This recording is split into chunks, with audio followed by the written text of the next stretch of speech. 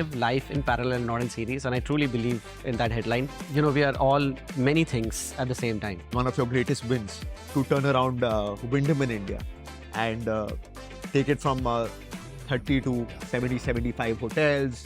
How did you manage that? You can't do it without the right team. The IICA website says that I've been a director in 96 companies so far. 96 companies? Yeah. Wow. You have to venture out and to understand that the grass is not always greener on the other side. The grass is as green on this side. It's just that you need to choose to see it.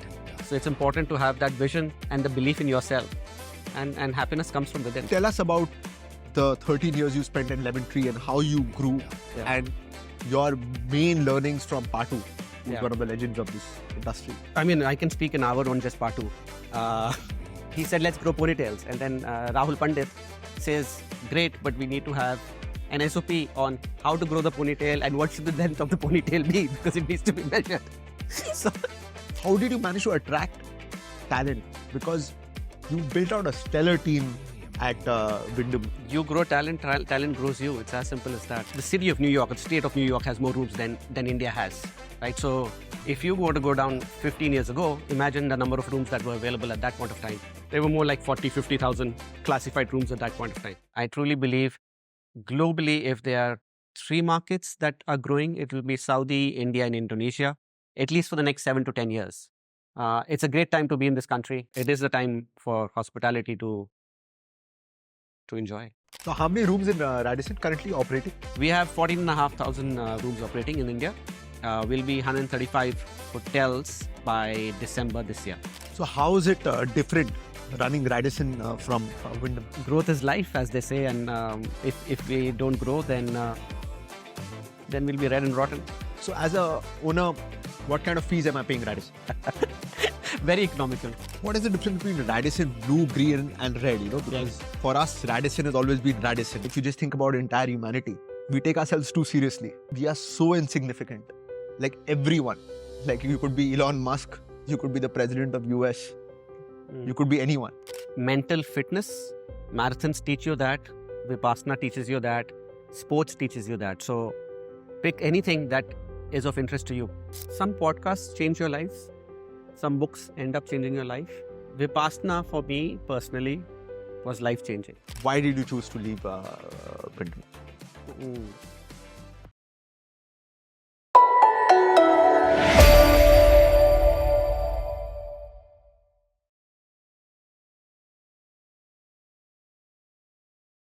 In this episode of Inside Scoop, I'd like to welcome Nikhil Sharma, the man with many facets, the ex-chief operating officer of Lemon Tree and a founding team member, the chief operating officer of Ginger Hotels, the superstar of the industry, the man behind the turnaround of Wyndham Hotels, and the man currently heading Radisson Hotel Group. Anand, thank you for having me. Really appreciate this. And congratulations for starting a podcast. It's not an easy piece to do.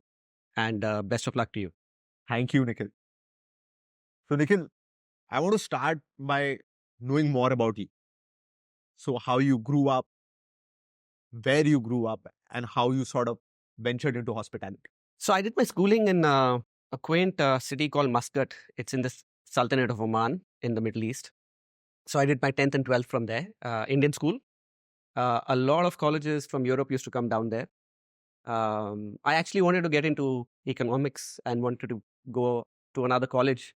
But when the hotel management colleges from Europe came down, it looked extremely fascinating. And that's where the journey started. And I think there was a lot of resistance at home. And my dad said, this is not a profession. And I kept pushing. And then he said, okay, there's this one college in India. It's in Delhi. It's called IHM Pusa. I've rolled you for the entrance exam. If you do the entrance, if you pass the interview and you make it to that college, you'll end up doing hotel management. Otherwise, you go to Pune to a college where a lot of us end up going. And that's how life happened. I made it to Pusa and ended up doing hotel management in Delhi. Amazing. So a little bit about your father. What was he doing in? My father was with a company that is one of the largest companies in Oman. And he used to head the tires division for them. Multiple companies, but mostly trading in that part of the world. So there was a lot of trading and selling. So that's what he used to do. were you fascinated by hospitality, or like what was your first time when you knew that you want to do this? Actually, it's a great question. I think it's a great industry.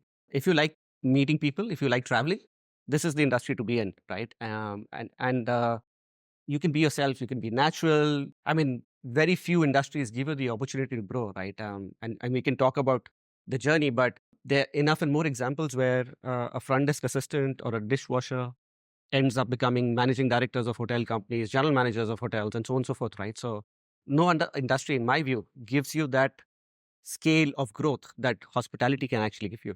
Amazing. So, Nikhil, after IHM Pusa, where did you go? After IHM Pusa, I joined the Taj Palace Hotel in Delhi as an HOMT, which is really glorified front office assistant. And Patu Keswani at that time was heading that hotel. And that's when I met Patu, because I think we will speak about Lemon Tree a little later. So just linking that part of the journey. And yeah, that's where I started actually with Taj Palace. From Taj Palace? Well, from Taj Palace, I became part of the Marriott pre-opening team in Mumbai, where Raj Menon was the GM at that time. Loved Mumbai, missed Delhi, got an opportunity at that point of time with IHG to become a revenue manager, and went to Singapore for that, because early 2000 revenue management was just being brought in as a culture in hospitality, right? So trained with IHG, came back to India to start revenue management for IHG, and that's when I met Patu again, and he said he's starting a hotel company for executives by executives, and would I want to be the first hotel manager for his hotel? And that's when I said yes. Amazing. So, when the year you joined Lemon Tree was? 2003. That's a while back. So, you Um, were telling me before that you were the hotel manager at the Udyog Vihar Lemon Tree. Yeah. Can you tell us more about that and more about what you learned there? I'll give you my personal take. So when I joined Udyog Vihar, it was firstly, it's a 1,000 square yard plot. So it's a really, really small plot. Okay. And we were building 49 rooms, a coffee shop, a swimming pool, of course, all the MEP setup that is required from a hotel perspective, because what the company was very clear about is that they're going to build hotels and not guest houses, right? So it needed to be compliant from a fire life safety perspective, and so on and so forth. And when the first two mock-up rooms were ready, and there was nothing really at that site but just two mock-up rooms, and I took my parents very proudly and I showed them, this is the mock-up room, this is where the hotel's going to come, this is da da da da da da. You know how when you're at a site, how you imagine what happens next. So they didn't say a word. They said, okay, very good, blah blah blah, and they came back. And my dad told me this many years later, that he, on the way back, he told my mother that it's another mistake he's made in his life. So, Anand, I mean, when you join as a, and you know this because you've done startups, right? So, when you join a startup, you end up doing everything, right? And kudos to Patu and the whole team, that I was able to bring up my learning curve in different avenues, right? So, and I was saying this earlier, I didn't know what a groove or an alignment is, for example, right? Those are simple things. How to look at a CAD drawing. What should the water pressure in the room be? What should the water pressure in a dishwasher be, for example, right? And so on and so forth. So that learning curve was just phenomenal. And of course, then I became part of the journey with Lemon Tree in growing that company. And yeah. So Lemon Tree was a mid-scale hotel. Can you tell us about what rates you were operating at that period of time and how you saw the growth of Lemon Tree in those 5-10 years? 2003, 2008 till 2010 were boom years for hospitality. And supply has always been an issue in our country. And we can talk more about that. But at that time, even then it was restricted, right? Today, as a country, we're reaching 200,000 rooms classified. The city of New York, the state of New York, has more rooms than India has, right? So if you were to go down 15 years ago, imagine the number of rooms that were available at that point of time. They were more like 40, 50,000 classified rooms at that point of time. So hotels in Gurgaon, even in the mid-scale, those who were operating were charging anywhere between 14,000, 15,000 rupees, if not higher, on good days. Amazing. So inflation adjusted, that's almost 25,000. maybe even more. Yeah. But I mean, and you will keep saying that. I mean, I truly believe that for the next 10 years, at least for the next 7 years, you will see more and more demand and supply still restraint in this country. So it is the time for hospitality to enjoy. And what kind of occupancies were you doing? At that site, Yes. that site was only 49 keys, right? It was trending at 96, 98% occupancy year to date at extremely high ADRs. That hotel was built to break even at 3,000 rupees, Wow. right? EBITDA positive at 3,000 rupees. And it was doing ADRs of north of 9,000 to 14,000. That was the range. So can you tell us about the 13 years you spent in Lemon Tree and how you grew and your main learnings from Patu, who's one of the legends of this industry? So, I mean, I can speak an hour on just Patu. And his analytical skills and the way he looks at things. But I think as a person, it's important to be uncomfortable in what you do, because only if you're uncomfortable will you grow. A lot of time what happens is we become very, very comfortable in what we're doing. And, you stop growing as an individual. It's extremely important for me to keep learning and to keep growing. Now, I would say I'm an active learner, and I think I've evolved from an avid learner to an active learner. But I think it's important as an individual for me.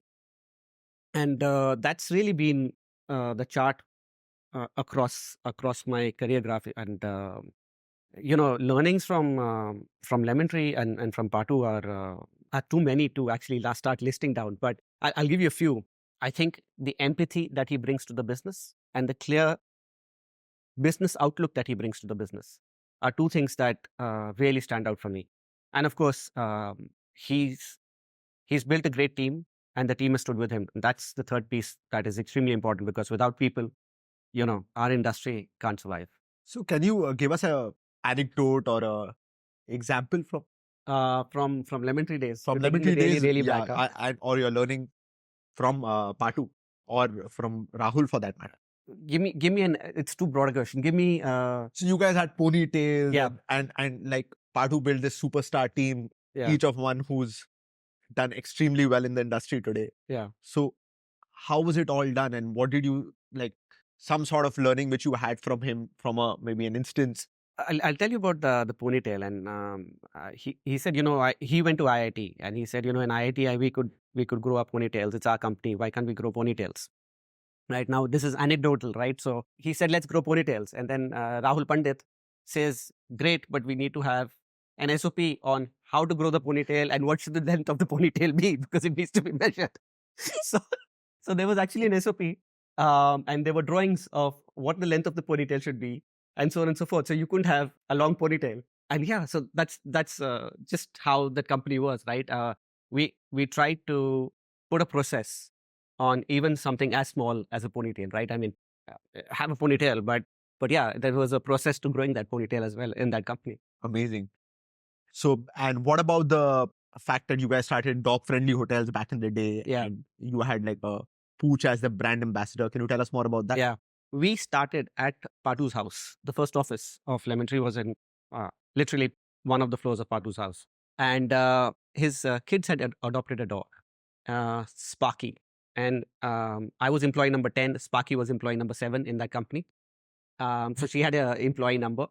And if you walked into our so-called reception, there were only 2 chairs. One chair was always dedicated to Sparky, because Sparky was sitting on that chair. And I think that whole culture of being dog-friendly really started from the office there. And as we grew, we started adopting dogs within the locality, and 1 dog, 2 dogs, and so on and so forth. So yeah, I mean, and those dogs were friendly dogs, and they would be in the hotel, and guests would love it. Employees, of course, loved it. And what we made sure is that they fed, but they fed well, and they're not overfed, because what happens is you don't want pets coming around public areas and looking for food. So yeah, I mean, again, there was a method to the madness. Amazing. And so how did you meet your wife, Sakshi? So it was office romance, if I can say that. Sakshi was EA to Patu. And we hit it off. I mean, we talked for 2 years. This is something that is really personal, but we weren't going around at that time. We were going around with different, with different people. But yeah, I mean, the chemistry was somewhere else. So that's what happened. And so when did you? You know, it dawned on me when my mom said, "Oh, I'm coming down," because they weren't based in India; they were in the Middle East. I'm coming down, and I'm going to speak to the other chick's parents for you to get married, or it's about time you guys start thinking about it. And it dawned on me, and I said, "This is not it." So what age did you get? Oh, fairly young, yeah. I was married by 27. That's fairly young. normal. Fairly young. Back in the day, yeah. So Nikhil, Lemon Tree was an extremely fulfilling stint, as I see it. So you left Lemon Tree as a chief operating officer. Yes. So from the first hotel, where did you leave Lemon Tree? How many hotels were there, and what was the employee strength? I may get the numbers a little off, but from the Ballpark. first hotel, we are well above 30 hotels, and a few in the pipeline. Lemon Tree has always been very cost focused as an organization, and that's one big learning that I've had from Patu, to look at costs and make sure that you're not over, because as hoteliers we tend to sometimes look at only revenue and get our eye off costs. So that cost focus, if you ask me, is another learning. Now, if we're speaking about Lemon Tree as a culture, and I think they still have it. So yeah, I mean, that was it. Amazing. So from Lemon Tree, what prompted you after so many years to shift to IHCL and go to Ginger? Anand, what had happened is I think I was too comfortable in that position. I mean, I was never contested, because as part when you grow in that system and you become, I was fairly young, mid-30s. I felt that my learning curve is no longer there, and for me as an individual, and I will say this again and again, is extremely important. I want to keep learning. I want to grow personally, and I felt that I would end up doing the same thing after 13 years, and there was no resistance to anything that you said, which is not always a good sign. I mean, you need to hear other views as well, and that's extremely important. So yeah, I mean, and we did a lot. I mean, even on inclusivity of God rest his soul, a gentleman called Raj Rao, Hari, part of HR. And we first started something which was employees with disability. So we started with the people who couldn't hear, deaf, right? And we failed. The mistake we made is we took two people and we put them in different hotels, only to realize that they also are a community and they need to be together. While we worked on the team and sensitization and trying to impart Indian Sign Language, the first project actually failed. And I think that's important for us to recognize failure and then learn from your failures, right? So I'm giving you one example where we thought we're going to make a difference. We didn't. And then we put two people together, three people together. We spent a lot of time observing, understanding, and growing that. And that's how that piece grew. And then, of course, Down syndrome. And today, Aradhana leads that effort at Lemon Tree. And I think Lemon Tree is doing a phenomenal job when it comes to employees with disabilities. But a lot of learnings happened from that piece. I think that's one of the greatest gifts of Patu Keswani to the hospitality industry. The way he sensitized the industry on employing people with different abilities. And there was a huge learning for us as well, because we also at Clarks did move towards that. And today at Solo Crust and various other institutions like Air Toast, we have a lot of people with different abilities working for us. But the first, because sort of an industry came up around it because of Lemon Tree, and especially in hospitality. So coming back to Ginger, who did you interview with? How did it all start? And why did you decide to shift to Ginger? Ginger was, again, a startup, right, at that point. Yeah. Because I felt that it is a brand, in the many conversations that happened with the IHCL team at that point, that the company was committed to growing, reviving, and giving it a new character to the brand, a new persona to that brand, and of course, elevating the brand from where it was. And that was a challenge, given the complexity of coming from a startup, moving to a more mature setup. completely different thought process, completely different ways of working, style of working, speed of working. So yeah, so that did intrigue me, and we all have to grow up one day. So that was, I think, the step towards growing up in the professional career. So that's why I personally chose it. I was interviewed by, at that time, Tata Capital was involved in Ginger as stakeholders. So Tata Capital, the then MD, Rakesh Sarna, and of course the HR team at IHCL. And the idea was to eventually start the process of integrating Ginger with Puneet Chatwal. Obviously, he's done a stellar job at IHCL and with Ginger, and he believed in the Ginger story. Right, when every new MD comes in, they all have a different outlook. So Ginger could have nosedived as well, but he believed in the Ginger story, and look where Ginger is today. I mean, but there's a lot of work that's got in. I'm extremely grateful that I've been part of that journey, and I've seen that brand evolve to where it is today. So your greatest contribution you feel to Ginger, and your greatest learnings from your, what, 4 years there? Yeah, almost, yeah, 4.5, 5. 4.5, 5 years. Yeah. My greatest contribution, wow, I think be the other way around. Learning to be more patient, more collaboration, right? Because if you were to look at the journey at Lemon Tree, and I said that a little earlier, I wasn't being contested, right? Here now you're part of a much larger organization, right? So I think the art of collaboration and getting work done within timelines was my biggest learning. I think what I was able to impart was bringing the team together, building camaraderie in that team, and ensuring that everyone understands the value of growth and growing together, whether it's with your customers, whether it's with our owners, or whether it is self-goal.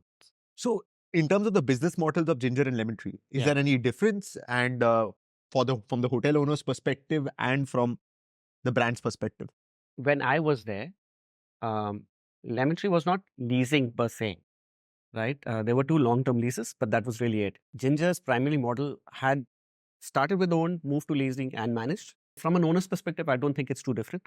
If you're looking at managed, if you're looking at leasing, there are lots of options today in the mid-scale, upscale, upper upscale, especially domestic brands. International brands will not end up leasing, but domestic brands will, and a lot of domestic brands are currently leasing at the moment. So yeah, that's the next growth phase in the country, if you ask me.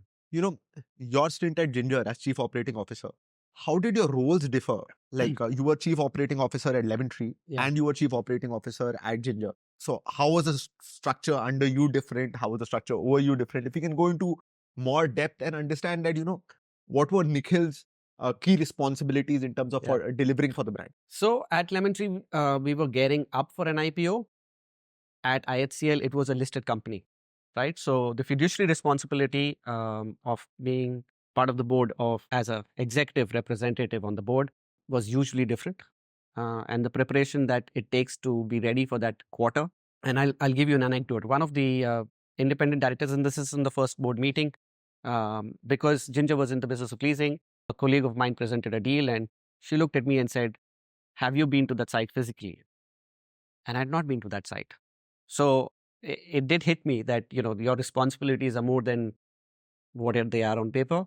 But then from then on, every quarter, I made sure that every deal that was presented, I had physically seen those sites before that board meeting. Something as small as that, right? But that does hit you. So yeah, it's extra. I think it's important to be in our business slightly more detail oriented, and board meetings do help you sharpen that focus for executives. Amazing. So in Lemon Tree, you saw the journey from 0 to 30. In Ginger, 30, 40 to 60, 70, and growing, right? Including pipeline. Yeah, I mean, growth is life, as they say. And if we don't grow, then we'll be red and rotten.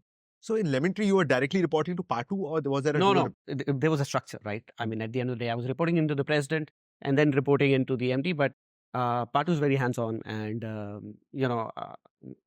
another learning, if we were to speak about it, because I was part of the founding team, titles didn't matter. And I think even today, I don't think titles matter so much.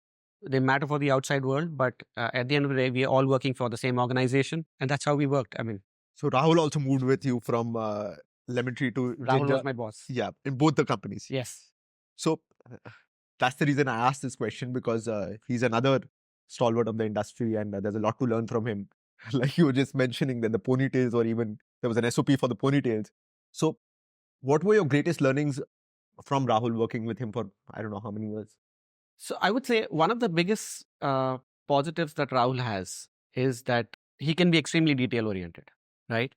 And that's a big positive, and that's my big takeaway from Rahul. He's extremely friendly with people. He's got a great network. So those are all learnings from Rahul. Actually, it's important. It's important in our hospitality industry to be all that and to be out there. I think all of them do a great job. So you were at two companies where you had money to lease assets. Yeah. You had owned assets. You were doing some management in Lemon Tree. Now you suddenly shift to one of the largest hospitality companies in the world, Wyndham Hotels, with an amazing, amazing boss, Yeah. Dimitri, Yeah. at least. From my experience, I think one of the finest people in the industry.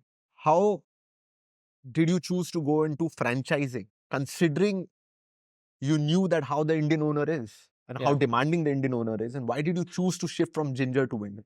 So firstly, I was extremely content at IHCL, and I wasn't looking for a change. So this time around, I wasn't looking for a change.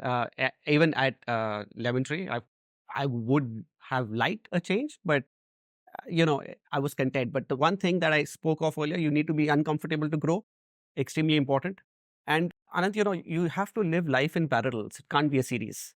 And you're doing a podcast, you're running a hotel company, you're a VC, and so on and so forth, right? I mean, you have a family. I mean, when we can talk about Vipassana. So you have various versions of yourself, right?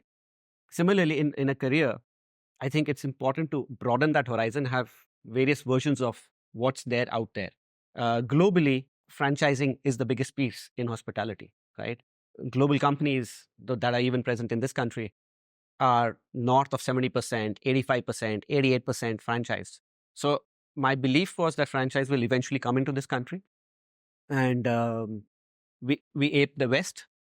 So it's important to understand that business and try and localize it as much as possible to grow the franchising piece. And that's why the jump to Wyndham Hotels and Resorts. Can you dumb it down for the viewers that Yeah. what is the difference between franchising, doing a variable lease, and management? If I am an asset owner, Yeah. so what is the difference for me?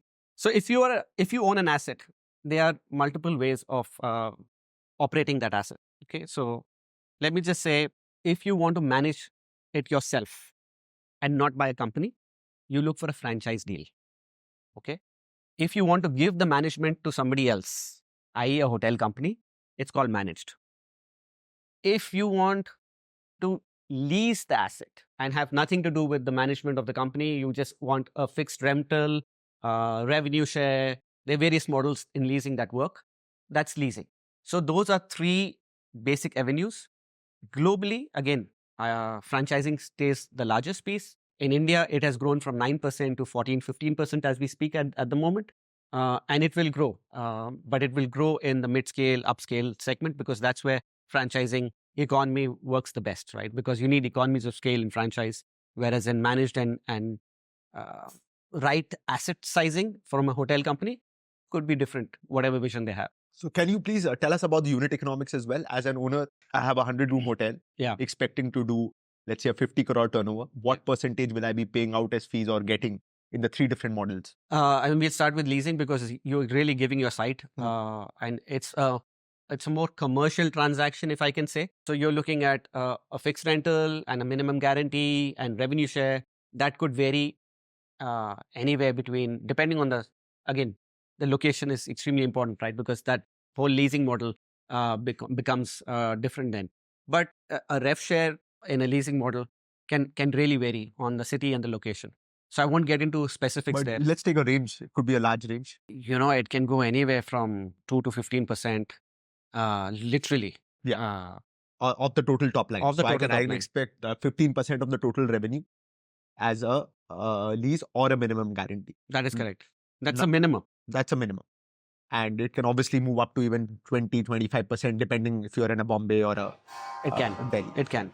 So the structuring of it really depends on how you structure it, right? Yeah. So that's the lease piece. In the management fees, it can be anywhere between, let's say, the brand takes anywhere between 6 to 12, 14%, 15%. And of course, there is an incentive fees, which kicks in based on the performance of the hotel.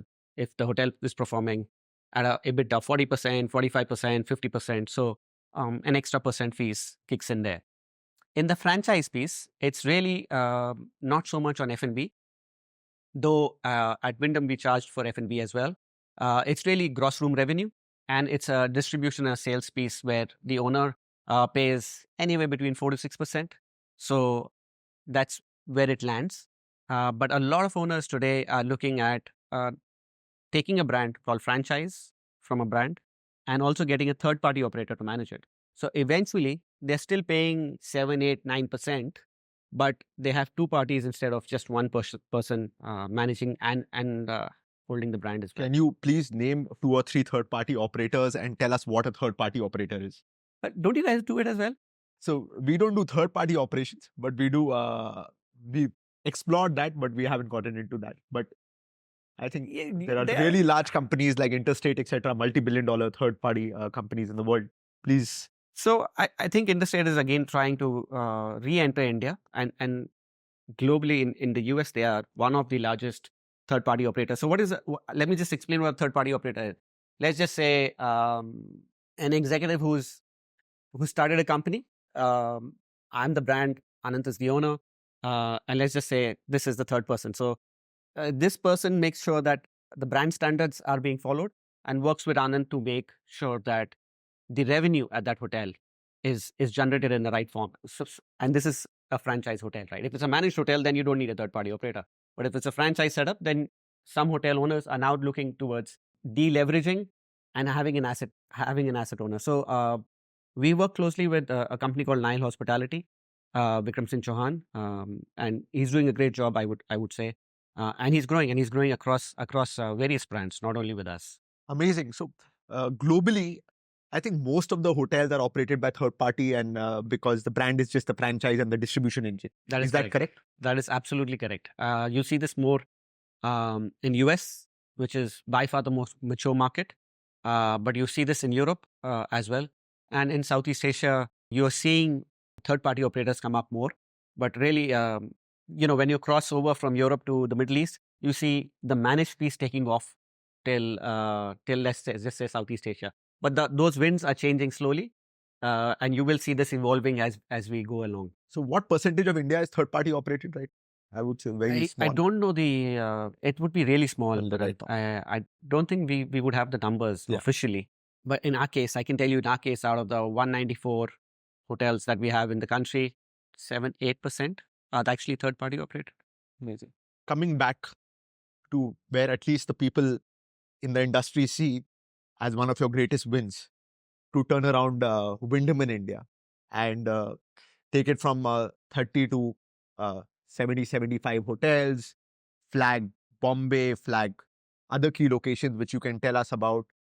How did you manage that, considering that the Indian owner, like at least in my personal experience, is the most demanding sort of owner in terms of they want sales and they actually are doing a franchise, but they want you to do everything under the sun, including management. It's teamwork, firstly. Again, you can't do it without the right team. I think, and you spoke about Dimitri earlier, and great boss, great friend. He gave us the freedom to do what we wanted to do to make sure that we become a success. Now, that's extremely important when a boss believes in you and gives you the freedom, right? Because every organization has guardrails and all employees have to work within the guardrails. But when you're told, okay, you can extend the guardrails, that's a big plus. So there were multiple things that we actually started doing. Focus on commercial, started a RSO setup, which didn't exist, right? So because you spoke about sales, I'm giving you an example of sales. Support in operations, So I would call it manchising, not so much as franchising in this part of the world. So we did start giving management type support. We were one of the first in India to start third party operations because we believed that third party would eventually end up taking off, and we were ready to take a haircut to make sure that our fees and the third party fees is a win-win for the owner. And that, I think, those are two three pieces that when they start coming together, owners do start seeing value, because at the end of the day, India is all about value for money, and we were able to position a great value proposition. Of course, you have to be out there and you have to be traveling and you have to be meeting people for it to all happen. You can't sit in your office and expect it to all happen. What is an amazing achievement, and this is why people say India is unique. The fact that you've Indianized Wyndham, I would say that by you just mentioned about helping with franchising, helping with third party, where third party barely existed in India, helping with sales. This is not typically what a franchise brand does. A franchise brand just is like a plug distribution and a brand play across the world. How did you manage to attract talent? Because you built out a stellar team at Wyndham, and I think that again is a great learning which all of us can get from you. That how did you manage to hire the best talent, given Wyndham was, I wouldn't say struggling, but it wasn't where it should be, given its place in the global hospitality? You grow talent, talent grows you. It's as simple as that. So, I think I've just been lucky to have had great bosses and work with great colleagues. So, what were the top three things which you looked at in the leadership you hired at Wyndham? I think one of the first things that I personally look at is attitude, and is the person willing to do what the job may demand or may not demand. Right? That's extremely processes, and the job can be taught, but attitude can't be taught. And if somebody has a positive mindset, that's a win for you. And there's no stopping that, because I'll give you an example. And I'll name this colleague Govind and I. COVID, right? And we were all, one can today say we were reckless, both of us. But the minute it opened for us to travel, in the sense that the restrictions from the government were off, we were on the road. We were double masked, triple masked, helmet zoned. We were on the road meeting people, and I think that held us in good stead eventually, because we were one of the few members that was out there making sure we meet owners. I've met owners in the heart of the second pandemic saying, "Oh, there's nothing in the city, so why aren't you coming to meet us?" And we made that effort, whether it was a road journey, whether it was flight, we did all that. Amazing. So, Nikhil, at Wyndham, Yeah, what were the most important learnings you got from Dimitri? Dimitri is a great boss, right? And I'll keep saying this. The biggest learning from him, if you ask me, is to be more relaxed at work. What happens is we end up looking back and reflecting and blaming ourselves for some things as executives. It happens, and procrastinate. One of the things that Dimitri does very well is learn to move on, right? And look at new pastures and look at new beginnings. So that's one big learning from Dimitri. And of course, to be more human, and it's okay to make mistakes and learn from them. So that's one of the things that that I truly believe in. I believe that any organization that you work with, no politics, don't throw people under the bus, and the only agenda is the company agenda. Really, that should be the mantra, and the rest falls in place. Amazing. Which has been the toughest contract which you were sort of extremely proud of signing? Yeah, And the toughest one didn't happen actually. I would have loved for that to happen. It was a large piece, and it was a soft branding. I think you know what I'm talking about. If that would have happened, I think it would have been great for both organizations, but it did happen for whatever reason. So yeah, but you move on. You move on. But in terms, how did you, because development is extremely tough in India. Assets are hard earned, made from hard earned money of owners, and then they have a lot of options.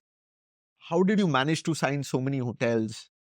You had a stellar development team, of course, but given the fact that the other brand had a lead over Wyndham in India, not globally. How did you manage to grow so fast? I think God was kind and we have a great team. But that said, Anand, it's meeting the owners and explaining to them the cost efficiencies, right? And one of the things that we decided very early on, which could have backfired on me because India is a managed market even today, right? 85, 86% is managed. And 2019, it was 9, 10% franchise, right? So franchise wasn't really growing. It was 7, 8, 9%.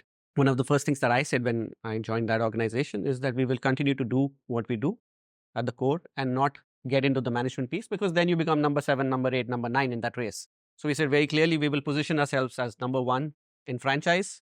And if you need managed support, here's a third party operator, number 1, here's a third party operator, number 2.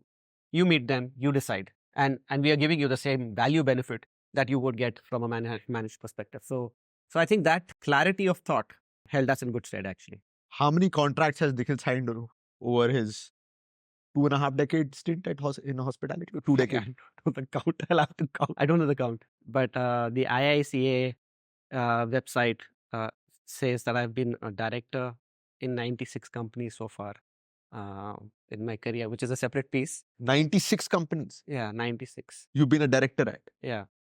Wow. So I've signed numerous contracts by now. Numerous. Amazing. But why are you a director in 96 companies? Because when Lemon Tree started, for example, there were different companies when we started. Each hotel was in a different company? Not each, but there were entities. So a lot of it actually was part of Lemon Tree in the initial years. Being a director in India is not easy. Yeah, it's not. But the buck stops somewhere, right? Yeah. So you have to ensure that there is compliance and there's fiduciary responsibility that you adhere to. So yeah, listen, I mean, I'm fortunate and I'm lucky to have had those learnings and be part of that journey. So yeah. Amazing. You left Wyndham when none of us expected it. And do you think you've left them? Like, I always feel that one of the biggest successes of Steve Jobs has been Tim Cook. So do you think you've left them in a better place? I left them at a better place than when I started with them. That's for sure. That's for sure. Why did you choose to leave Wyndham? What was the trigger? There was no trigger. Firstly, there was an opportunity with RG, which is the third largest operator in the country. It was moving back into the managed and the franchise setup, and the company's belief in wanting to grow in this region, right? And I truly believe globally, if there are 3 markets that are growing, it will be Saudi, India, and Indonesia, at least for the next 7 to 10 years. It's a great time to be in this country and be part of that growth journey for Bharat, India into the next phase. So that's really why I moved to RG. So who's your Dimitris counterpart at RG? So I report in to Chema, who's the global. And have you met Chema? No, okay, unfortunately. I'll introduce you to Chema the next time he's here. Yeah. He's the global chief operating officer. So he has 5 area senior vice presidents reporting into him. So I'm one of them. So you are heading South Asia and... I'm heading South Asia. Amazing. So your predecessor was Zubin now. Of course, he's taken over Hilton. Again, a dear friend. Wanted to know from you, what do you think he did right at Radisson? And what do you think you'd like to change to take it to the next level? I think he did a lot of things right, which is why we are where we are today. And we continue to grow from where he left off, right? A few things that we are doing today at Radisson is really small things, if you ask me. More inclusivity. And I think one of the things that we've done is introduce Braille menus, for example, across our hotels. Amazing. It's important to have inclusivity not only for while we speak about DEI and LGBTQ+, as team members and as guests. I think it's also important to make sure that the minorities, people who, have the money, would probably come to a restaurant, but don't feel part of that experience. And at Radisson, we believe every moment matters. So whether you're blind or you can see, at least you should have a menu in the room or in the restaurant. So that's one of the first steps that we've taken. large focus on bringing some international F&B concepts, because for us, F&B contributes 40-50% of our revenues. So we are looking at bringing a few F&B concepts into the country, which are very, very exciting that we're working on at the moment. Amazing. Radisson is one of the pioneers. If you think about it, like we've all grown up Great eating at the kebab great factory. Indian kebab factory, right? It was at the Radisson, Mahipalpur, and so it's great to know that Radisson is So the galoti kebab was actually invented at Great Kebab Factory. amazing. It didn't exist before that. And today you see galoti at every Indian restaurant, right? So yeah, that was one big piece that RHG gave in the F&B space. But yeah, we're looking at getting a few F&B concepts. Ise Bar, which is a Peruvian Japanese Nikkei cuisine concept. We'll be introducing Something like Koya. something like that. 300 years, 400 years ago, a lot of Japanese moved to Peru. And there's fusion food of Peruvian Japanese cuisine. And it's just amazing. It just melts in your mouth. You have to taste it to believe it. Shanghai Kitchen, which is, of course, Indians love Chinese food. So Shanghai Kitchen is a concept that we'll be introducing. We're introducing an Indian concept called Gamna Saab, which is a more canteen, more in tune with the times, let me just say. So these are a few concepts that we're already looking at launching in the near future, and a few more actually. So how many rooms in Radisson currently operating? We have 14,500 rooms operating in India. We'll be 135 hotels by December this year. So you are the third largest player, I understand, after IHCL and Marriott? We are the third largest operator. And when you look at international space, because most hotel companies distinguish themselves, so we are the second largest from an international chain operator perspective in this country. So how is it different running Radisson from Wyndham? Well, for one, you're back to mainstay managed piece, right? So that's a big difference. But really, running a hotel company is the same. How many employees in Radisson India? We employ 18,000 people roughly at the moment. But at the corporate? At the corporate, we are about 74 people and growing. And Wyndham was what, how many, 30? Wyndham was just under 30.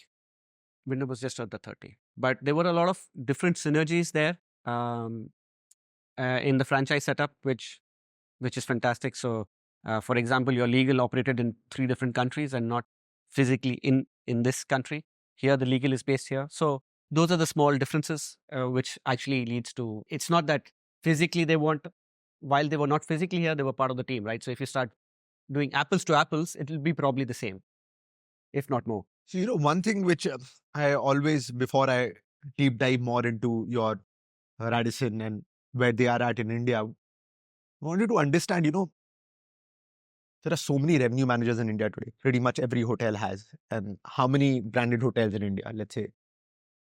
How many branded hotels in India would you say? How many branded? It's 200,000 rooms. So I'll have to check the number of. But would be about what? 4,000 hotels? Yeah. Approximately, right? Yeah. So when you started out as a revenue manager, there were very few in India, at least. Now there must be about 4,000 revenue managers. A lot of them looking up to you and aspiring to be where you are at today. What do you think they should do? Or what do you think they can learn from you? I won't restrict it only to revenue managers. I mean, I think if I can do it and you can do it, so can a lot of people out there, right? The hunger, the desire to grow, the risk-taking ability. And I said you need to be uncomfortable, right? And it happened by chance, right? I mean, I was very set at IIG. I was a revenue manager.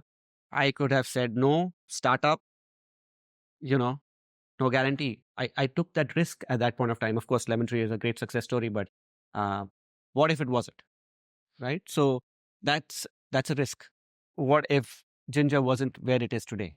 It was a risk, leaving a very comfortable, cushy job and moving to a company which could have gone both ways, right? So there've been risks. So I think you have to have the ability to take that risk and believe in it. That's the big piece, if you ask me. And you do it all the time yourself. So I mean, I can't preach to the converted. So this is amazing. So I think that the risk taking ability is one thing. The reason I said revenue managers is because you see very few revenue people from revenue background heading the industry. You see a lot of people from F&B and front office and housekeeping who are heading different verticals. Obviously, you also started at front office. Another thing which I wanted to ask you is that apart from just taking risk, what else do you think? Do you think they should do inter-department movements? Do you think they should? Absolutely, Anand. One of the things that um, and I was fortunate with Lemon Tree, right? Because as part of a startup, you ended up doing everything, right? I started understanding what an APC is, which I would not have done if I grew naturally in the revenue front office role, right? Or engineering services, or what the GSM should be, or what should the cleaning agent be, right? So that exposure at the unit level, and I'm not saying it needs to be limited to the unit level, as you grow, whether what's happening in sales, what's happening in marketing, what can we do there, business development, all these avenues. It's extremely important for you to move cross departments and get that exposure going, because only then will you grow.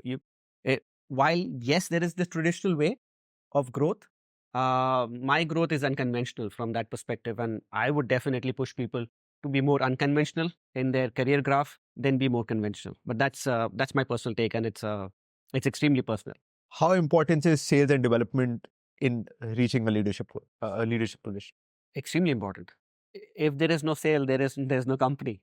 If there's no marketing, there is no company. If there's no development, there's no company, right? So um, these functions are core to the business. So I've heard a lot of stories. The reason I asked this question is because I truly believe that to become a leader, you'll have to learn these two skills. And Patu himself used to go for calls. Yeah. Initially. Yeah. With the team. Vikram was mentioning to me. Yeah. So can you tell us about that? Listen, I mean, the tires have to hit the road, right? So, and I said this initially, that he's very hands-on, right? And he continues to be hands-on. So when that company was starting, I was sales calling in Udyog Vihar, in small factories for accounts, and really there wasn't any need at that point of time, because the hotel was selling like hotcakes any which way. But we continued to do the groundwork to make sure that there's business that's coming in. We continue to map competition that's coming in, and what are the offerings. So it's important to keep evolving even as a business model, and those learnings of what the other brands are doing, what can we do more, and yeah, you have to be out there. If you're not out there, I mean, you and I are sitting on a Sunday, we could have easily chosen to do this on a weekday, right, during work hours, but yeah, you're out there. You've come all the way from Jaipur, and I appreciate that. But yeah. Coming back to Radisson, so you are, if you think about it, there's Marriott and there's IHCL, who I think should be significantly larger at the moment in the marriage space in India. And Radisson is number 3. So why should I, as an asset owner, choose Radisson? I will not talk about your previous companies because I won't put you in trouble. Over any other international player. We are just nice guys to deal with. No, I think the synergy, the branding, the sales and marketing effort that we are putting in, and the technology that RFG today has is really path-breaking. I can tell you, since you spoke about revenue management, and I've seen revenue management over the years evolve, right? The tools that RFG has today, hand on heart, no other brand really has the kind of tools that we have today for revenue management. So that's one example that I'm giving you. But similarly, from an RFP perspective, from a distribution perspective, from a connectivity perspective, what we are doing and what we are building is just phenomenal, not only in India, but globally. So in terms of your business mix for a Radisson hotel, how do you see it? Like, as an owner, what percentage do I expect? What is the Radisson distribution system called? It's called EMA. EMA CRS. Yes. Which is our own CRS tool that we built, and that's why we have the capability of connecting it and making sure the right distribution partners are connecting fast. What is a CRS for the viewers? Let's dumb it down. Okay. CRS is Central Reservation System. A Central Reservation System is really a tool where all reservations come in and flow in through to the unit. So it's like a modem. Let me just say that where the internet bandwidth is coming in and it's flowing in to your hotel or to your room or to your house. It's exactly what that does. So basically, all your portals like a Make My Trip, Expedia, your own website, That's correct. That's everything correct. is connected to the CRS, even your CRM, which is your call center. Everything Yes, is everything comes in there and flows to the PMS from there. So it's one switch which passes everything through. So as a owner, what kind of fees am I paying, Radisson? Very economical. Let me just say it that way. I'm asking for a ballpark range. I'm not asking for a specific number. Listen, Anand, I think we are as competitive as other brands. It's case to case dependent. But if we have grown to where we are today, we wouldn't have grown if we were not flexible. And I think one of the advantages that Radisson has is that we are flexible on when it comes to the commercials and when it comes to being more regional in that perspective. Radisson sells extremely well on OTAs. Yeah. Why do you say, why does that happen? Because it's a name that is recognized in this part of the world. One of the first things that Radisson did right was get into tier 2, tier 3 markets as an international player, which most international players did not initially. Today, you hear of other brands getting into tier 2, tier 3. So the brand recall that Radisson has, for example, in Punjab, we have 14 hotels, right? In NCR, we have 25 hotels. It's crazy. It's crazy, right? I mean, so just think about it. It was reverse migration. So if the number of, let's just Punjab as an example, right? The number of Punjabis coming in and going out, see a Radisson globally and see a Radisson in their city. There's brand recall. So yeah, I mean, I think those were the first few steps where Radisson did the right thing of penetrating the market in places like Jalandhar, where there was no hotel, or Ayodhya, for example. We're the first branded international hotel in Ayodhya. We've had the first mover advantage in many markets, and that's really held us in good stead. What is the difference between Radisson blue, green, and red? Because for us, Radisson has always been Radisson, and we sort of all of us have grown up in the Mahipalpur hotel because that was the only good hotel in this part of Delhi at that point of time. Let me just start with the Park-In and Suites, which is our economy product. Then we have Park-In by Radisson, which is lower end of the mid-scale. You have Radisson, which is mid-scale. Radisson Blue, upper upscale Radisson, depending on which part of the world you're in, right? And now we've launched Radisson Collection, which is our luxury collection. We've launched it in Srinagar. Congratulations. Thank you. Srinagar as a city in the classified keys had 200 keys between the two other branded players. We added 212 keys in the city of Srinagar. So we just doubled the inventory of Srinagar with that hotel opening. So yeah, I mean, so those are the differences. But to your point, we have a red. Red is a more youthful brand. And we're looking at more reds in the country because we truly believe that the time for red has come. It's a millennial Gen Z brand. It's not, it's not, if you know what I mean. And then Radisson is our upscale brand, which is really a hotel, which is catering to the. So can you give 3 competitors for each brand? Yeah, sure. So I would say Red would compete with a Moxie, for example, right?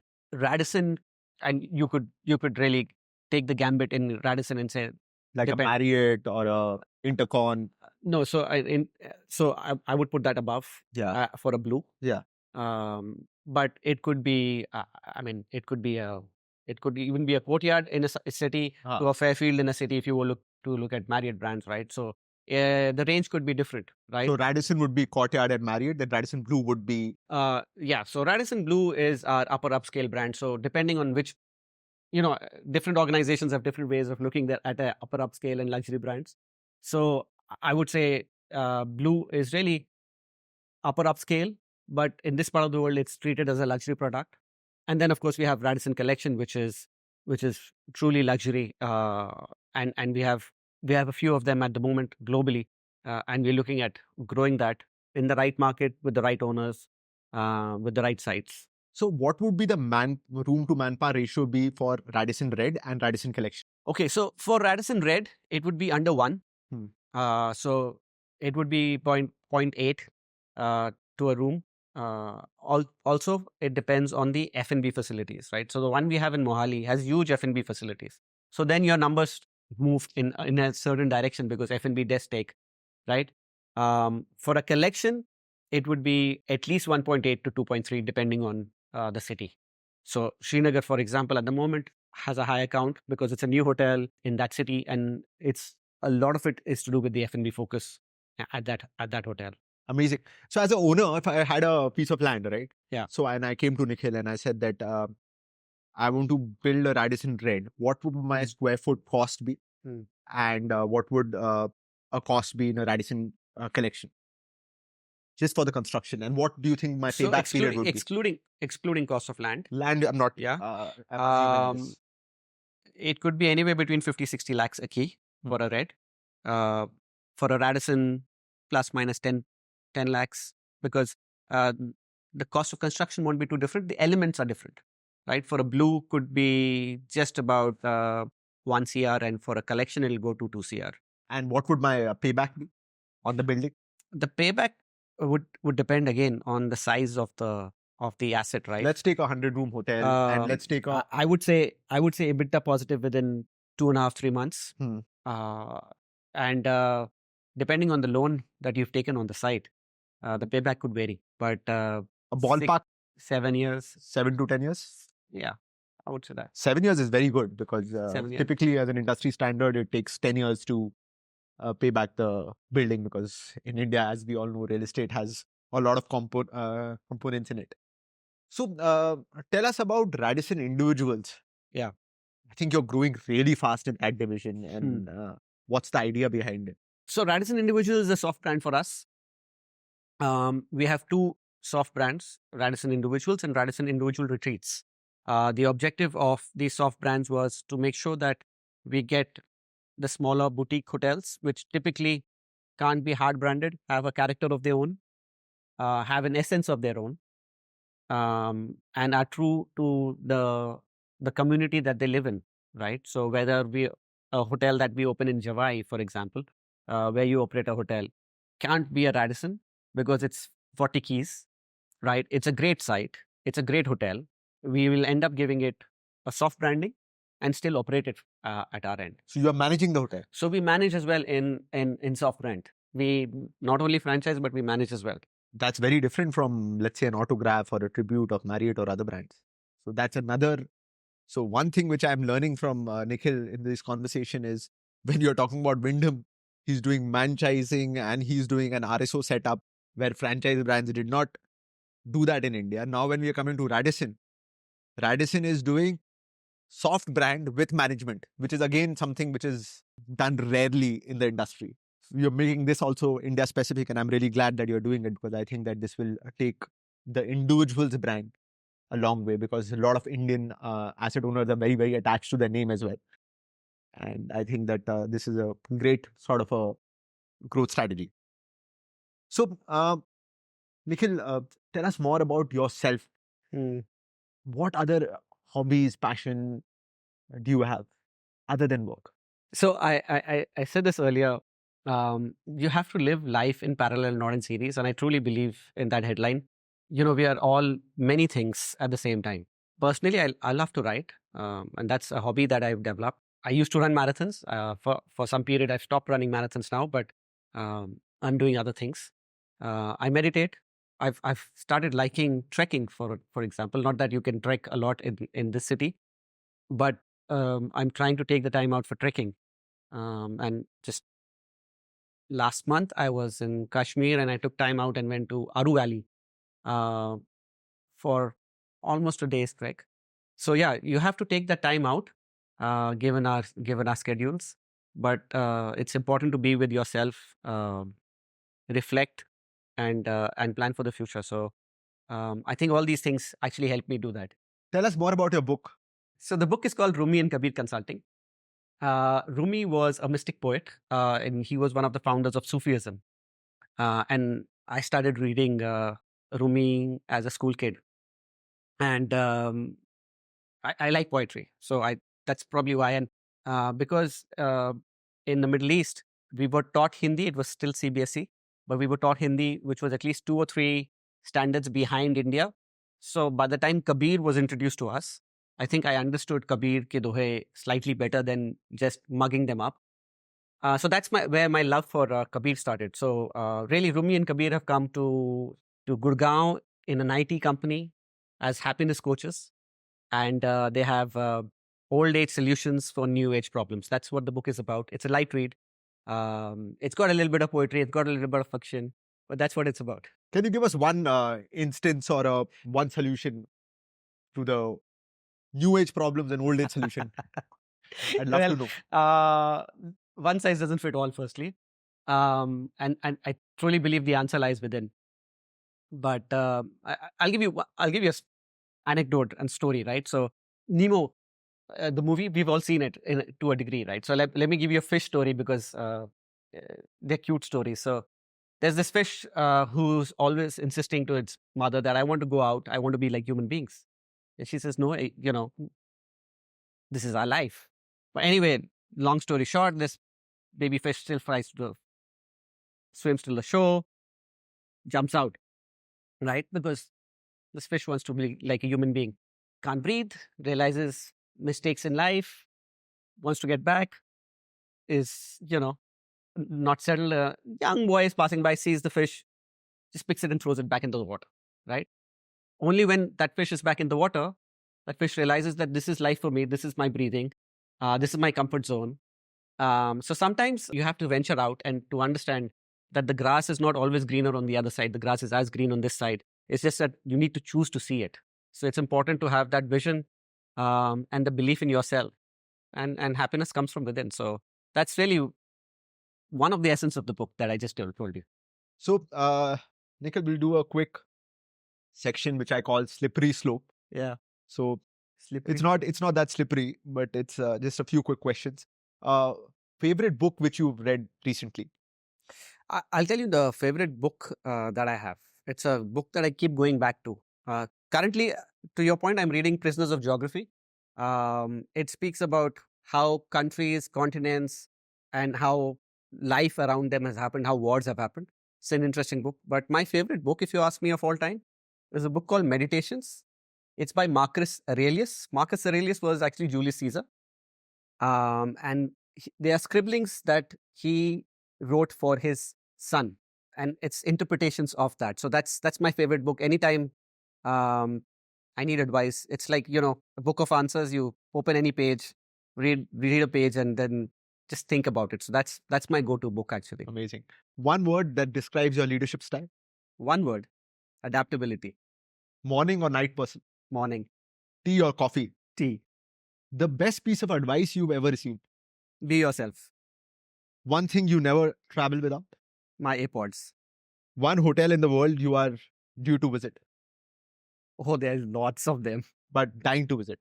One hotel where, as a family, we had a great experience. Non-branded hotel is a hotel in Jaisalmer called Suryagarh. I would love to go back to that hotel. We've been there 10 years ago. Probably the hotel that if you ask me, and the magic they create in that place is just phenomenal. Amazing. We recently lost Karan, who's the one. I know. Who? I know. Your favorite perk about working at Radisson? My favorite perk? Yes. About working at Radisson? Being myself. One prediction about the hospitality industry? We are going to grow exponentially in this part of the world, and it's a great industry to be in. What do you mean by exponential? From 200,000 rooms to 1 million rooms, just by the number of count. And this is again my personal view. This is not backed by. In what time frame? In the next 10 years. Biggest misconception about the hotel industry? That it's a lot of hard work and no play. Your favorite Radisson property? The Radisson Collection, Srinagar. One thing that makes a hotel stand out? It's people. The first thing you notice when you enter a hotel? The smile. A country you believe has mastered hospitality? Japan. Your secret to handling a difficult guest? Patient hearing. The toughest decision you made as a leader till date? Asking somebody to go. If you could have dinner with any person in hospitality, who would it be? Now, who's living or unfortunately no more? Arnie Swanson. I would also love to meet him. Your favorite restaurant in India? My favorite restaurant in India, actually, there are lots of them. Depends on the cuisine. So your favorite cuisine? My favorite cuisine actually would be Indian. And your favorite Indian restaurant? I would have to say Indian accent, but I don't go that often because I think they do a phenomenal job with the diet size and the cuisine.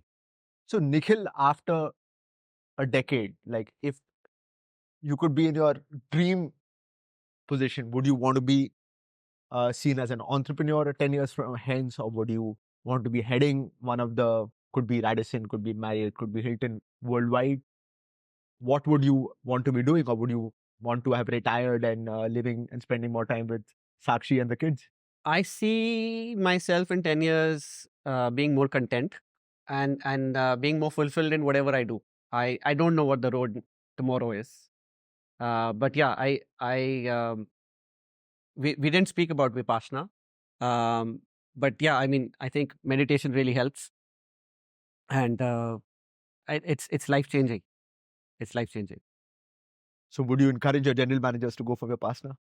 I would encourage everyone to go for Vipassana. So really, Vipassana is a 11-day course where you don't speak, you don't write, you don't,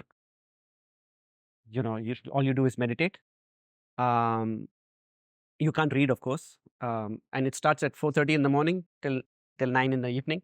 It takes you to the inner journey and I would say the journey of finding yourself. I don't know if you find those answers in 11 days. I haven't, but I'm on that road, and I think it's extremely important as an individual to find that inner peace. The boss you've learned most from, you think? So मतलब आपकी नींव जो है, आपकी नींव as a person, क्योंकि I truly believe that, like for you to grow as an individual, you need to learn from others. Yeah, And of course you do. yeah, and I feel that, like sitting here, I'm learning a lot from you. So what were the foundational, like, who's been your greatest teacher? It will have to be a combination of Patu, Keswani and Rahul Pandit. A combination of them. And let's take, I'm coming back to this, but this is important for everyone. The three things between the both of them. Yeah. What you think the viewer should learn from them, and what you learn from them. Detail orientation. Example. Give another example of what, how much detail did Rahul go into? I'll give you an example of, we spoke of Udyog Vihar and we spoke of hotel manager and how much should a tile be spaced in a washroom vis-a-vis another tile was the detail orientation that I was exposed to as at a very, very young age, right? So it's an example of a washroom of a tile. And I think, and it's important because we just celebrated International Housekeeping Week. And every year I try and spend some time with our housekeepers because it's a job which is very thankless in its nature, but it's core to everything that we do, right? Cleanliness is core to everything that we do. So Swachh Bharat, as an example, is changing the mindset of this country, right? At a larger level. So, and it's important to link it to hospitality because we are about cleanliness to a degree, right? So, yeah. So this is one example of detail orientation. The other two? I would say focus on costs and drill down on your costs is extremely important focus. So to tell run a us, business, because Lemon Tree, to run a business. So just give us the unit economics, because Lemon Tree has changed the way at least Indian hospitality ran in a lot of ways. They're doing 55% VOPs in certain hotels, right? Yeah. So how did that come about? And in terms of costs, and how did Patu drill down this culture? You need to look at every small aspect, right? For example, the GSM of the paper here, right? Is it a pencil or a pen in the room? What is the cost of the pencil versus the pen? How sustainable are you? And sustainability is something that we don't speak about enough, but they are OPEX versus CAPEX expenses, right? So should you be on a heat pump versus a boiler? Should you have solar system versus normal electricity? These are all eventually cost-saving incentives. Would Patu get into the GSM of the paper? Oh yeah, absolutely. No wonder he's so successful. Absolutely. I think in the initial phase, we got into everything. And that organization is successful because it is detail-oriented. Amazing. So we've got costs. Now, what is the third one? The third one is people, and the focus on making people grow with you. Extremely important. No organization in our industry can survive without the right resources, and the right resources are actually people and nothing else. So so if you see Rahul Pandit, of course, everyone knows what a legend in hospitality he is. Perkin is heading Royal Orchid at a very, very senior role. Again, a lemon tree man. Yeah. Nikhil's heading RHG, a lemon tree man. Any other examples of Well, Vikram started his own company. Vikram is, of course, just raised a sizable amount of money and started Aliva Hotels. So yeah, I mean, those are a few that we can actually think of at the moment. Amazing. You were talking about your past week and about, I wanted to understand any struggles in life which have made you grow as an individual, and how people can deal with, the toughest, deepest, darkest moments in their life. Because, life is always, it's like a curve, and it keeps throwing like curveballs at you, right? It's up and down, up and down. And we've all gone through it multiple times, not only COVID. We've seen 2001, we've seen 2008. I've seen failed startups, seen successful startups. So how do the leaders deal with these problems, especially the low times? So you get googlies all the time, Anand, and you're as familiar as I am with these googlies. I give you an example. So 2 weeks ago I was told I'm supposed to speak on a TEDx on sustainability, right? So while I said yes to it in the first go, not realizing that my schedule is completely packed for the next 2 weeks, including traveling to multiple cities. A week prior, I spoke to my wife and said, I'm thinking of pulling out of the TEDx. And she said, firstly, I got a kick from her, literally, to say that it's a privilege. And are you bringing your ego in? Or how can you be so busy? This is a privilege. Take the time out, sleep less, work on Saturday, Sunday, but make it happen for yourself. And that's what I ended up doing, actually. That week I was in 3 cities, Calcutta, Bangalore, Mumbai.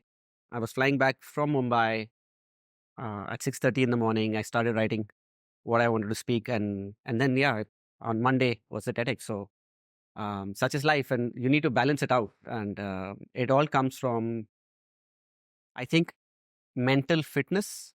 Marathons teach you that. Vipassana teaches you that.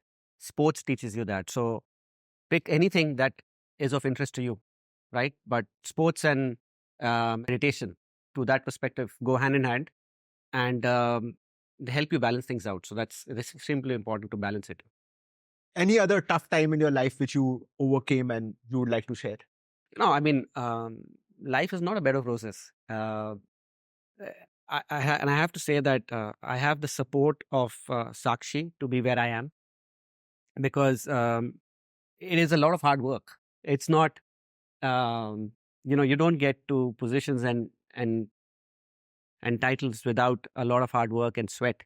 So you're constantly at it. I just give you last week's example, right? So if you're traveling, and I am traveling 3 to 4 days a week, literally, somewhere, some parts of your life do start taking a toll. People talk about work-life balance. I think you have to look at it differently. It can't be a 9 to 6 job in our industry, but you have to try and balance it as much as possible on weekends, or take breaks and make that happen. So actually, we were supposed to be taking a break and coming to Jaipur, but that isn't to be at the moment. Two things which I think are a big part of what you said. You spoke on sustainability in TEDx. How have you integrated that in your profession and in your personal life? And the second thing is you talked about meditation. I see meditation as well-being. So what are you doing? What steps are you taking for employee well-being at Radisson with 18,000 members under you? Yeah. How can you take steps to improve their lives? Wow, that's a big one. This is a month where we are celebrating Career Month. And really, this is a month where we ask our team members, think out of the box. That's something that we are pushing our team members to grow. From a well-being perspective, we have various tools that are available, but it's not a push. Those tools are available online on our Radisson Live Academy, and Why don't you tell us a little bit about the tools? Because a lot of your team members will get educated on them as well through this. Well, so Radisson Live Academy is our training tool, is our training portal. And it has not only applications for career mapping, as in what you want to do in front office, F&B, so on and so forth. But it also has some well-being apps and learnings that you can get, mindfulness and so on and so forth. It's really what you want to choose. The recipes are out there. It's what you want to cook with yourself. But as an employee, I can just log in. Yes, as an employee, you can log in and you can use Radisson Academy Live. And there's a lot on it, which only you can answer for yourself. And it's a free tool for all employees at Radisson. In terms of sustainability, what are you guys? What are the three So initiatives? in terms of sustainability, Radisson as a company has taken the view of going net zero by 2050. There is a lot that we're doing in that. So for example, and I'll give you India specific example, amenities. We've now got our amenities instead of plastic wrappers, sugarcane paper, and it's costing us less than plastic. So it's not only sustainable at the end of the day, it's also costing or being more cost efficient, right?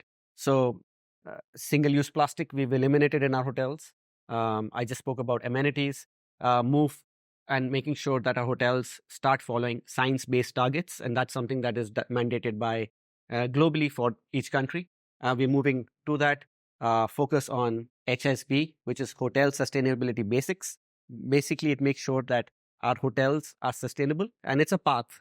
It's not that it's one certificate, it happens every year, but it makes you a better hotel every year on sustainability basics. So that's what we are doing at RNG. So one was the sugarcane, of course, but since the assets are not built by you, they're built by asset owners, what are the initiatives you're taking to go net zero?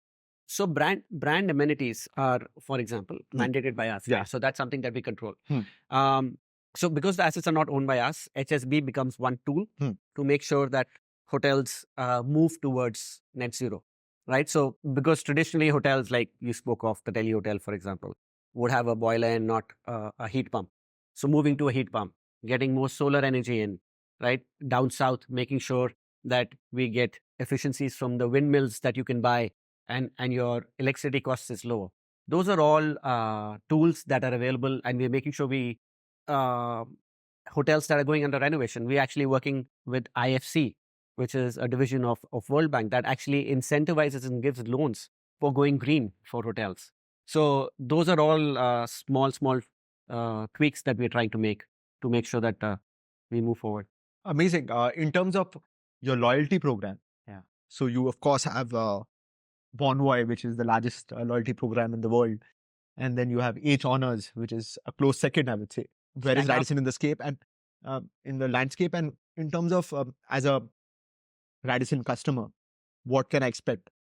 So Radisson Rewards, and I'm extremely proud to say that. So we touched 5 million customers here. Congratulations. And I'm extremely proud to say that just last week, we've partnered with BFC, which is the Bangalore Football Club, as part of ISL. So we are on the jersey of BFC. BFC has the current Indian coach. Part of it has Sunil Shetty, who's a legend in himself. Absolutely. The current Indian football captain, Sandhu, and Shiva, all part. So it's a star-studded team, and we're partnering with them. But Radisson Rewards per se is a very, very easy, simple process, easy to do, easy upgrades, extremely simple to become VIP in Radisson Rewards. And we're seeing a lot of conversion, a lot of push in this region. I mean, we love loyalty in this part of the world, and you're seeing that with our conversion ratios in this part of the world. So your direct website business would be what percentage, and would I get the best rates on Radisson, the website, as a loyalty program member, or should I go to a... You will always get the best rates on RadissonHotels.com. Always. Even if you're a non-member. But for members, of course, there is a strike-through that comes through if you're a member. At no point will you find non-parity or parity issues on other OTAs. And that's something which is a constant effort that we're working on. I would say our benchmark is industry standard, and in this region, we are slightly behind on RHG.com as a contribution, but it seems to be catching up in the last quarter and so on. And in terms of your RSO as a hotel owner, what percentage can I expect from Radisson? And how would that compare to the other brands? So we currently haven't started an RSO in RNG. Huh. We're looking at launching Club of Sales next year. So that's something which Nikhil would be bringing into Yes, we will. Indianize Radisson. Yes, we will. That's amazing. And what is the hotel with the largest amount of inventory in India which you have? We have a few hotels that are 300 keys and roundabout. How many Radisson hotels have you stayed in India? I have to count, but by now over 50. Over 50 definitely. Is there a specific meeting that changed your life? Some podcasts change your lives. Some books end up changing your life. Vipassana for me personally was life changing.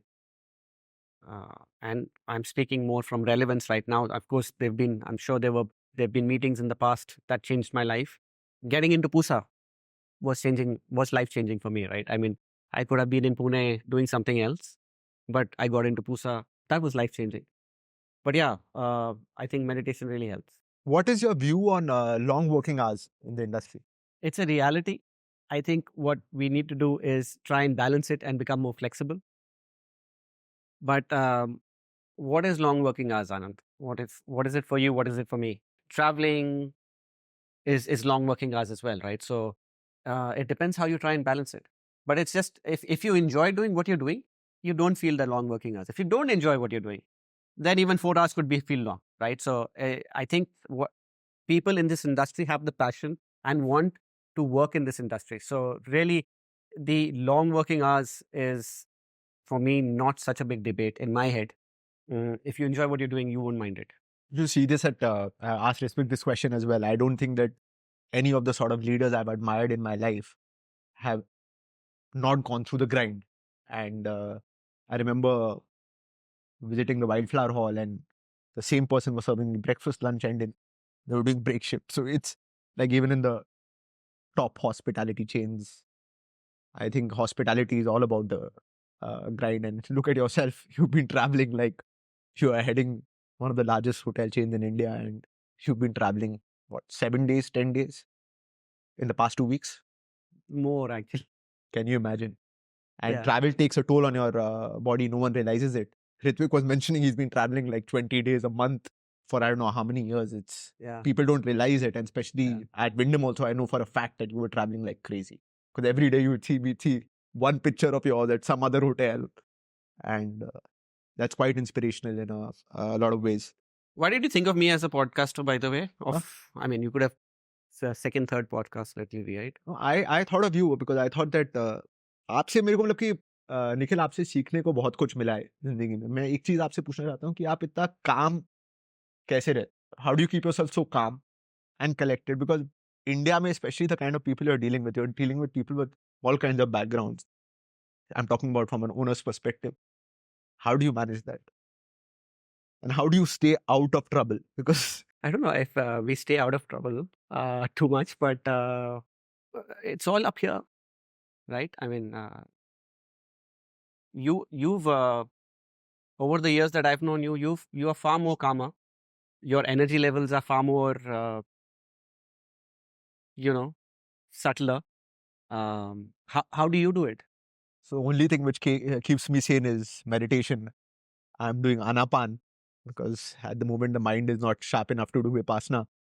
Although I've done vipassana and I think it's the greatest learning I've had in my life, without a doubt. So that's the way I sort of, and I feel that we are, like all of us we are so small. Like if you just sit on the horizon of a sea, anywhere it could be, or you are sitting at the foothill of a mountain, and then you imagine the galaxy, and then you imagine the earth. And if you just think about entire humanity, we take ourselves too seriously. We are so insignificant. Like everyone, like you could be Elon Musk, you could be the president of US, you could be anyone. Humanity as a whole is so insignificant, and that's something which I've realized, and that's what sort of helped me calm down. But I always believe it's a process and a journey, because your mind keeps wavering and everything is in the mind. So you have to keep doing self-development. And one thing which changed life for me was, like you were mentioning, the book of Marcus Aurelius, Meditators, if I'm not wrong. Meditations, Meditations. for me, the book which changed my life was Compound Effect by Darren Hardy. And just small sort of incremental changes to your life, which over a period of time, whether it's in running, if you're running, let's say 2 minutes in a day, you do 2 minutes, 10 seconds the next day. And at the end of the year, you'll suddenly see you're running 35 minutes. And similarly, if you're meditating 1 minute in a day or 30 seconds in a day, and if you just add 5 seconds, you'll be meditating an hour in a year. And similarly, you can do multiple small things which suit you, which is about you. If you're drinking, let's say, 4 coffees in a day, you can reduce it slowly and come down, right? So these are small things, small hacks, which I think have sort of helped me, and I maintain 10, 12 habits on a monthly basis on an Excel, and I just mark myself. Wow. And that has sort of helped me. And those, it could be like I bought something because like I'm a workaholic like you, and I don't spend much time with family because I'm always on the road. So I've got 30 minutes with my wife in a day, and that becomes tough. That's pretty much. So, and that's why it's very important that like we have supportive wives like Sakshi and Ankur. Otherwise, you can't be doing what you're doing. No, absolutely. Absolutely. What keeps you going? I believe this is my Ikigai. So I don't know if you've read the book. I have. Yeah, so I've read Ikigai and Ichigo. So I believe that what keeps me going is the fact that I enjoy deal making. So at the deepest level, I enjoy deal making. Although I'm heading a company and I'm running Bridge Hotels, and my brother Udit manages the operations, and we are running a catering company by the name of Blue Dove, doing multiple hats. But at the core of it, I enjoy deal making. So I'm always in the process of sort of getting something done. And the day, like Sundays, like I'm sitting here with you on a Sunday because I believe my work is my play. Like you mentioned, right? That the grind, like if you enjoy your work, that's the only way you'll be able to travel like 10, 12 days in 2 weeks, considering like, the kind of experience and the position you're sitting at. If you did not enjoy it, you don't need to do it. You could be easily sitting and saying, I'm doing a 5-day work week. And Yeah. what keeps you going? I think life is a gift, and every day is a new day. Enjoy it and work hard, because you only have one life. So yeah, it's important to, I wouldn't say leave a legacy, but it's important to enjoy what you're doing and move ahead. That's what keeps me going. I mean, there may be some fear, there may be some successes, there are failures every day, but it's important to keep moving ahead. I'll share something very personal. So about 7 days back, I lost one of my best friends, and I lost him to cancer. And he was 1 year younger to me. And we talk about legacy, we talk about work, we talk about business. And this gentleman was a doctor in AIMS in Delhi. He studied with me in Doon. Wow. And then he was working at AIMS in Jodhpur.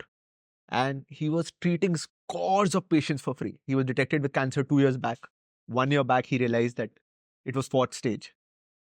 And, just writing about him and speaking about him, like the amount of lives he touched, like by just helping people, was innumerable.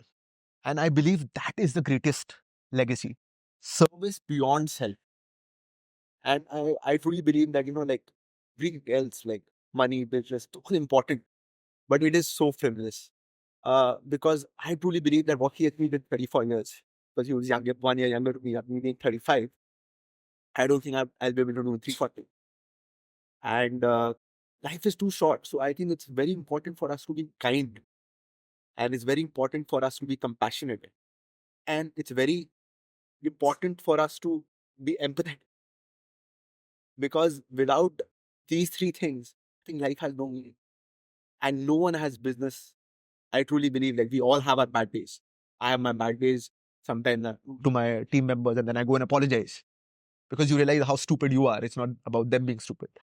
And I think this is something I feel that is very, very important.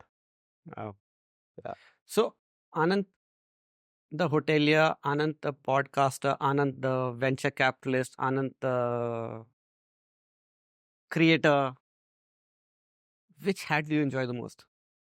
So I enjoy sitting and talking to people like I've discussed this with my brothers who are very well known to you. We've tried to work on deals together, which you mentioned, which did not happen for the longest. I and at least all the colleagues I've spoken to you about you, we really admire you, and we really, really. I'm not saying this because you're sitting here today. That what you've been able to do at different companies, it's not easy to do, and I think there's a lot to learn from you. And I truly believe that the 1.5 hours we spent together today will impact a lot of people's lives. Thank you for your kind words. I mean, it means a lot. And we continue to do what we do. I mean, try to make life better. I mean, you asked the number of people in these organizations, but the idea is to try and reach out to them. The idea is to try and push them and push their careers and make sure that they're happy in what they do. Thank you, Nikhil, for giving the time, and thank you to Anuj and his entire team at Radisson Gurgaon for hosting us. It's been a pleasure and an honor having you on the podcast. It's been a pleasure and honor being here, and thank you for having us, Anand. Really appreciate it. Thank you. I've got something really small for you. So my mother runs a charity. So we've got some goodies from Zolo Crust, which is a chef-only 24/7 restaurant at Clarkson, Jaipur. And I've got some help in suffering Thank you so much. stuff. Really. Thank you. Pleasure. Thanks, man.